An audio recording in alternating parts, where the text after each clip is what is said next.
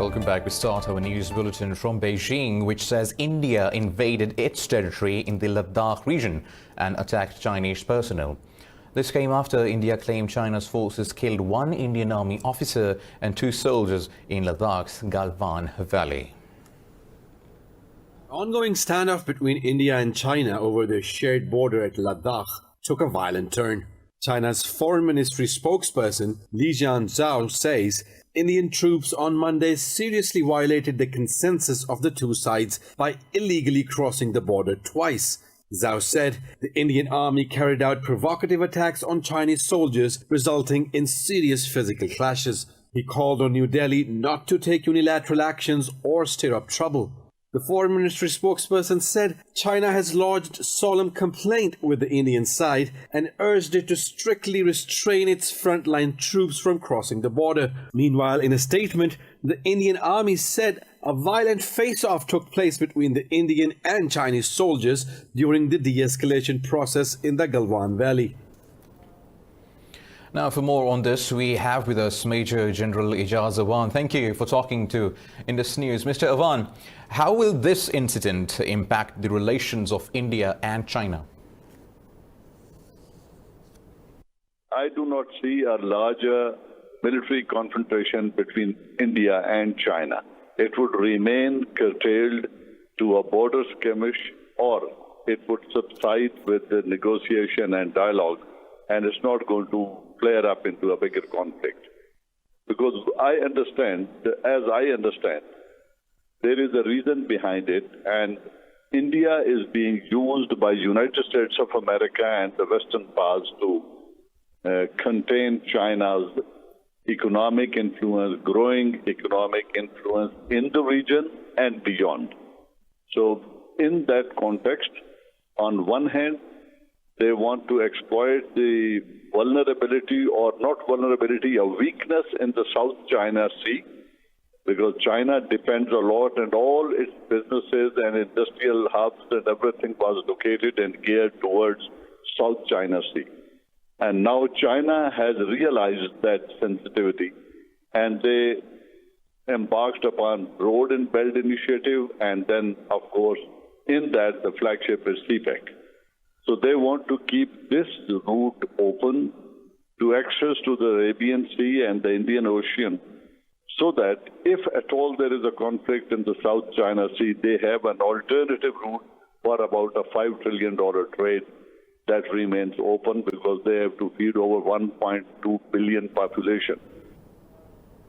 Right, Mr. Awan, also India has been violating the LOC with Pakistan as well now. So what does India seek to achieve through this policy of provoking agitation over the borders?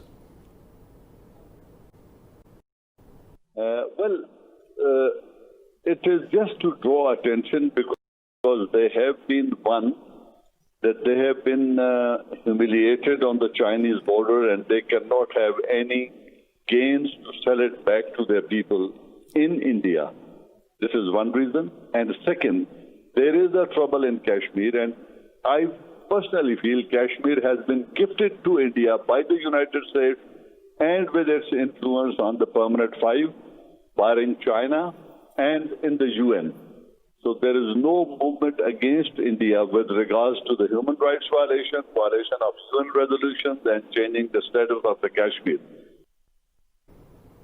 Now, Mr. Awan, how dangerous can such aggravation between India and China get, and how will that impact the region?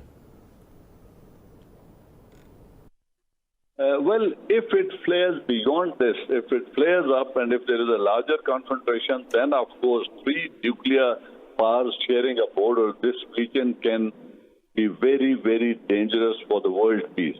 But India would stop short of this for four reasons, as I see it. One, that they are no match to the economy of China. Militarily, they are weak, and they are no match to the military might of China. Third, they have 3,480 kilometers long border with China, where China can create a lot of difficulties for them, being logistically and militarily a superior side. So, and the internal situation of India is weak. In Kashmir, people of Indian occupied Kashmir or against it, and then they have a large frontier or line of control and international border against Pakistan. So keeping these sensitivities in view, and to top it all, over $1.5 billion, $100 billion annual trade between India and China. India would not like to risk all this and take a trouble to a next level. Right, Major General Ijaz Zwan, thank you for being with us on Indus News. Now, the Pakistan Army says the Indian troops have resorted to unprovoked firing at the Baksar sector along the line of control, targeting civil population. The military's media wing said a civilian was wounded in the firing. According to Pakistan's Foreign Office, India has so far committed 1,081 ceasefire violations in 2020. Pakistan has time and again asked India to respect the 2003 ceasefire agreement and maintain peace. Meanwhile, in the occupied Kashmir, Indian troops have martyred 3 more youths, raising the toll to 28 in this month so far. The civilians were martyred during a cordon and search operation in the Turkwangam area of Shopania district. The occupied forces say the operation is still going in the area. This is the 4th incident of extrajudicial killing of innocent Kashmiris in the district, Shopania, in less than 10 days. The occupied valley has been under New Delhi's crushing curfew and communications blackout for the past 313 days. The number of coronavirus cases worldwide has crossed 8 million, with the death count topping 437,000. Brazil reported 627 fatalities in the past 24 hours, taking the countrywide tally to nearly 44,000. In the US, 390 more people lost their lives, with the toll over 116,000. More details in this report. The world takes action to revive economies. The World Health Organization has warned countries to stay alert on the possibility of a second wave of COVID-19. New clusters of cases have emerged in Beijing, and more than 100,000 cases are being reported across the world every day. The Chinese capital has put more neighbors under lockdown and boosted testing as it tries to contain the outbreak. The number of new cases reported in Beijing in the next 3 days is crucial to predict how the epidemic situation in the city would evolve. The first confirmed case in Beijing was reported on June 11. The city then initiated responses on June 12 and 13, within time and effective measures. For those who have been infected, if they were going to show some symptoms, it would be on tomorrow or the day after. New Zealand has confirmed 2 new cases of coronavirus, ending a 24-day streak of no new infections in the country. Both cases recently arrived from the UK and were given a special exemption to attend a funeral. Meanwhile, the Brussels airport unveiled new safety measures as Europe starts easing border control, with COVID-19 cases declining after 3 months of lockdown. Airport staff will now check the body temperature of outbound passengers before they enter the airport. So only people who have less than 38 degrees may enter the building, but also, the mouth masks, which are mandatory, have to be worn by all passengers and staff. We've also installed a lot of stickers reminding social distancing to every passengers at various steps in the airport process. Elsewhere in Bangladesh, with more than 7,000 police officers infected, officials have turned to yoga to boost immunity and relieve stress. Meanwhile, Pakistan has recorded its highest one-day death toll as 111 more people lost their lives. The death toll has risen to 2,839. The Ministry of Health says 4,443 new cases were reported during the past 24 hours. This takes the tally of infections to nearly 149,000. Officials said the recoveries have crossed 56,000. While there are more than 89,000 active cases in the country. Health officials say Punjab and Sindh province have both reported over 55,000 infections. Khyber Pakhtunkhwa has more than 18,000 cases now. Balochistan some 8,000, and the capital, Islamabad, has more than 8,800 cases. Gilgit-Baltistan and Azad Jammu and Kashmir have collectively reported some 1,800 cases. Now moving on, South Korea's Unification Ministry says North Korea has blown up the Inter-Korean Joint Liaison Office in its border town of Kaesong.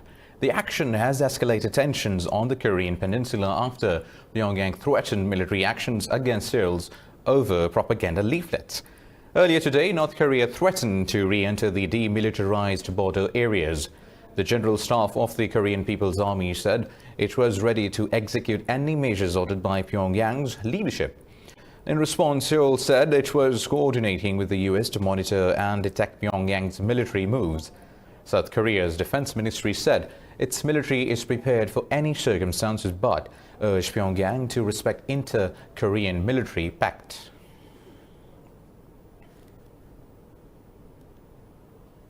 Moving on, Turkey says it has killed 10 militants in 2 separate operations in eastern part of the country. The Interior Ministry said 7 fighters of the Kurdistan Workers' Party were killed in Sirte and Farasin regions. The ministry said 2 of the fighters were listed in orange category, while 2 others were listed in grey category of the country's wanted list. It said Turkey will continue to destroy weapons caches and shelters used by the terrorists. Meanwhile, 3 other militants were killed in the Van province. The ministry said operations are underway in the region.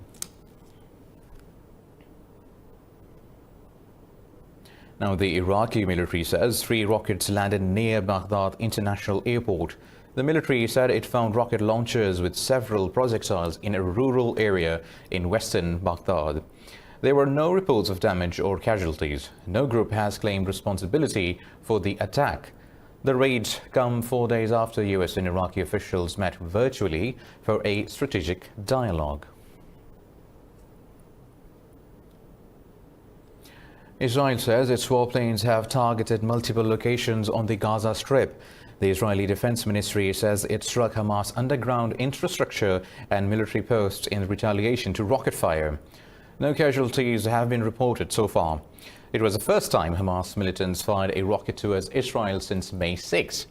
The raids come after Hamas senior official called for unity among Palestinians and resistance against Israel's annexation plans. Salah al-Bardawil said Palestinian unity is the bedrock of national strength to avert the annexation.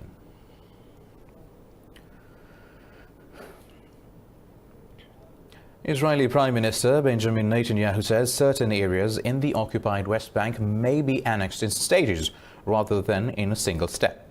In a meeting with retired military officials, Netanyahu discussed the annexation plan of illegal settlements in the West Bank and the Jordan Valley. Netanyahu has expressed his desire to annex up to 30% of the West Bank, but Israeli Defense Minister Benny Gantz and Foreign Minister Gabi Ashkenazi reported are not in favor of the proposal. Netanyahu said the US asked him to get Gantz and Ashkenazi's approval for every step he would take to implement the plan. Netanyahu has announced to begin the controversial annexation plan from July 1st. Now, the Arab coalition fighting in Yemen says it will take rigorous measures to stop Houthi attacks on Saudi Arabia. Coalition spokesman Turki al-Maliki made the remarks after Riyadh intercepted drones launched by the rebels towards the Athir region. Al-Maliki said the Houthis deliberately target civilians, so the coalition was taking all necessary measures to protect the Saudi Arabia citizens. Monday's attack came just 2 days after coalition intercepted a Houthi missile which targeted the Saudi city of Najran. Meanwhile, Houthi said 13 people were killed in an airstrike by the coalition in northern Yemen. Yemen has been entangled in violence and chaos since 2014 after Houthis overran much of the country, including the capital, Sana'a. The UN has removed a Saudi Arabia-led military coalition from its annual blacklist. In a report, Secretary General Antonio Guterres said the delisting follows a sustained significant decrease in killing and maiming due to airstrikes. Guterres said the coalition killed 222 children in Yemen last year. while the Houthi rebels were responsible for 313 such casualties. He said the coalition will be monitored for a year, and any failure to further lower child casualties will result in being listed again. The Saudi-led military coalition has officially been on the blacklist for the past 3 years.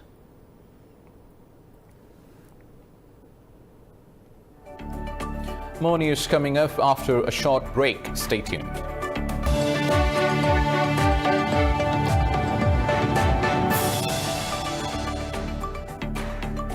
Welcome back now. Russia has promised to stand by Iran amid tensions over the 2015 nuclear deal as Foreign Minister Sergei Lavrov met his Iranian counterpart in Moscow.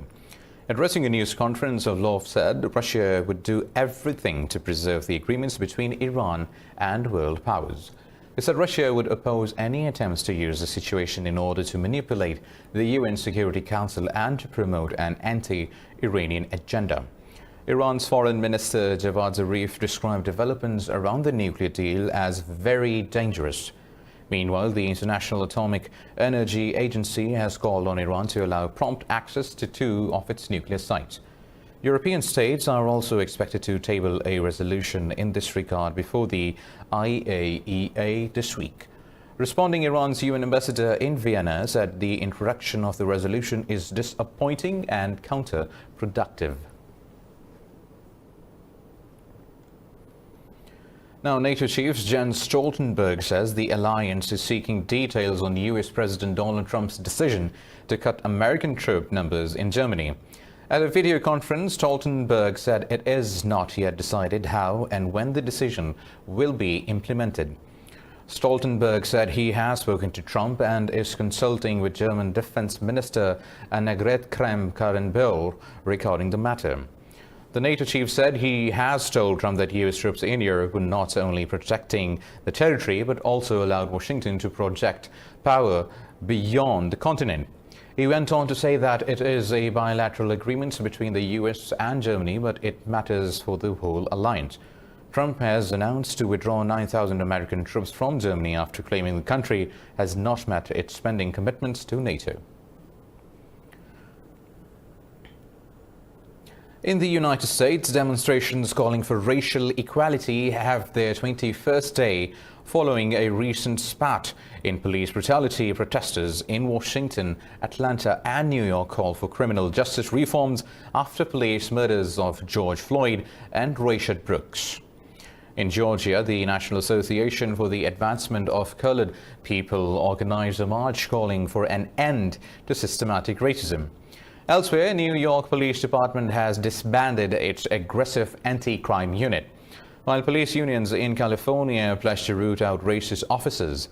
Fresh inquiries have also been launched in the state into the death of 2 black men found hanging from trees, which were initially ruled as suicides. U.S. President Donald Trump has called on Washington Governor Jay Inslee to deploy the National Guard to quell protesters in Seattle. That doesn't do a damn thing about it, and you have a mayor that doesn't know she's alive. She's talking about it's going to be a love fest this summer. Now, if they don't do the job, I'll do the job, and I've already spoken to the Attorney General about it. But if they don't do the job, we will do the job. Well, the U.S. has accused Venezuela's President Nicolas Maduro of trying to rig the country's parliamentary elections. In a statement, Secretary of State Mike Pompeo said Maduro manipulated the constitution by appointing a new illegal electoral council. Pompeo said free and fair elections in the country were impossible under these circumstances. He said the Supreme Court ruling had taken the Latin American further away from democratic transition. Meanwhile, U.S.-backed opposition leader Juan Guaido said transparent elections and public freedoms were not guaranteed under the new council. Earlier, Venezuela Supreme Court named a new electoral tribunal after the National Assembly failed to nominate members.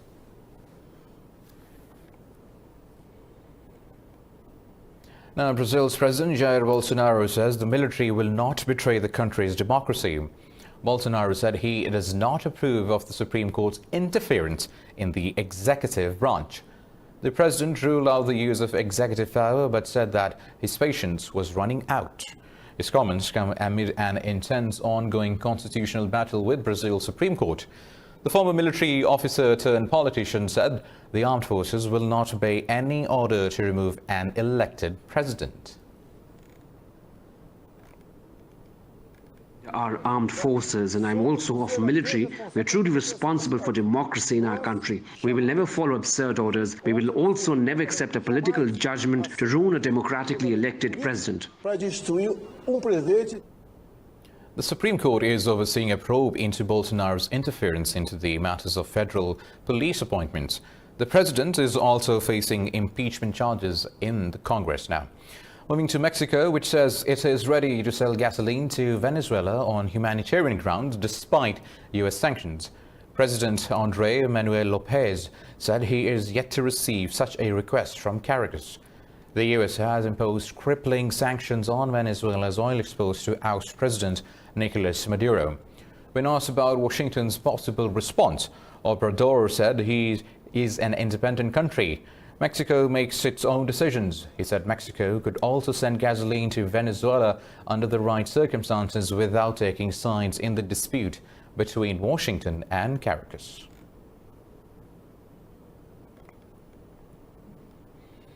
The United Nations has verified over 25,000 grave violations against children in armed conflict in 2019.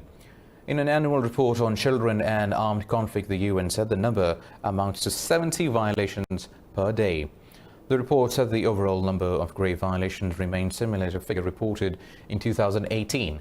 It said more than half of the violations in 2019 were committed by non-state actors. Afghanistan was declared the deadliest country with over 10,000 children killed and maimed there, followed by Syria and Yemen. The UN also verified nearly 8,000 children, some as young as 6, as having been recruited and used. Rape and other forms of sexual violence continue to be vastly underreported, with 735 verified cases in 2019.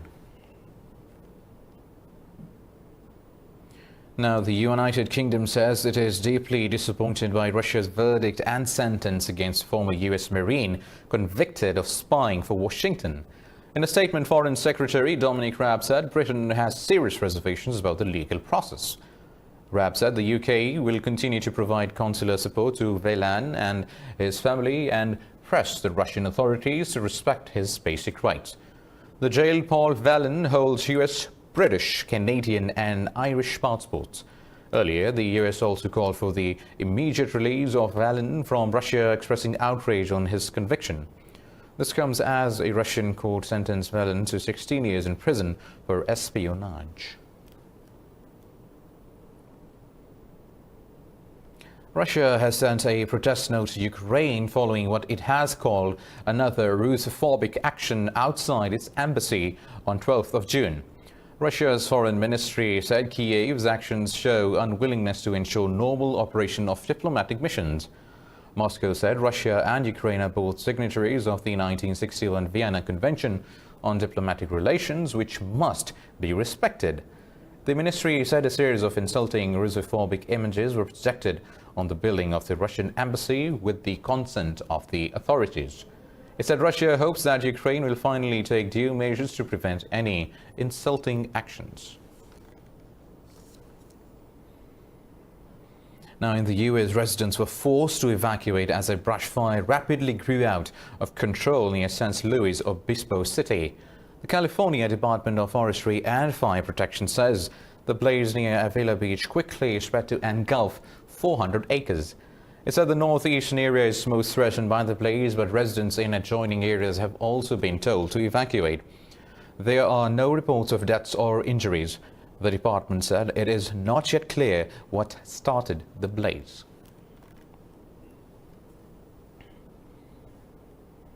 The Academy of Motion Picture Arts and Sciences has delayed the 93rd Oscar Award ceremony by 2 months. The event, originally scheduled for February 28th, will now be held on 25th of April 2021 instead. The Academy Awards have been rescheduled for the first time in 4 decades due to the coronavirus outbreak. The Academy has also extended the deadline by which movies can be released for nominations. The new window has been extended until February 28, 2021, while submission deadlines have also shifted back. Last time the Oscars were postponed were in 1981, when the ceremony was delayed for 24 hours because of an assassination attempt on President Ronald Reagan. Business news coming up after a short break. Stay tuned. Latin American countries are enacting economic measures to tame the devastating effects of the novel coronavirus pandemic. Chile has announced a $12 billion citizen support and economic stimulus package after reaching a cross-party agreement. Chile's President Sebastián Piñera said the plan was to be funded by a combination of budget relocations, sovereign funds and debt insurance. Piñera said the package includes emergency benefits payments of up to $126 per person for the most vulnerable. The president said the bill will increase funding for local governments, civil society organizations and health services. This valuable agreement creates an extraordinary fund above the normal budget of $12 billion, which will allow financing for the next 2 years, all the necessary measures to face these pandemics and to protect your health and protect your jobs and income. Todas las medidas necesarias. Meanwhile, Colombia has also agreed to suspend government deficit limits until 2022 to meet the fiscal needs amid COVID-19 outbreak. Now, the Wall Street stocks have surged following a record jump in retail sales coupled with positive trial results from a potential coronavirus treatment. The US government reported a record 18% surge in retail sales for May. The soaring stocks of Boeing and Caterpillar led gains on the Dow Jones Industrial Average Index. The indices of S&P 500 and Nasdaq Composite landed in positive territory. Meanwhile, oil prices ascended with Brent crude rising above $40 a barrel.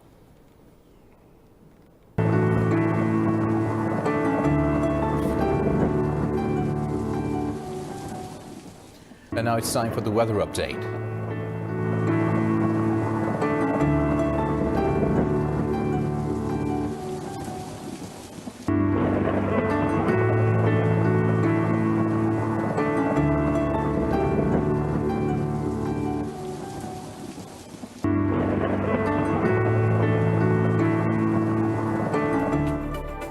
With the weather update, we come to the end of this bulletin. For the latest updates, you can always follow us on social media at indus.news. Take care.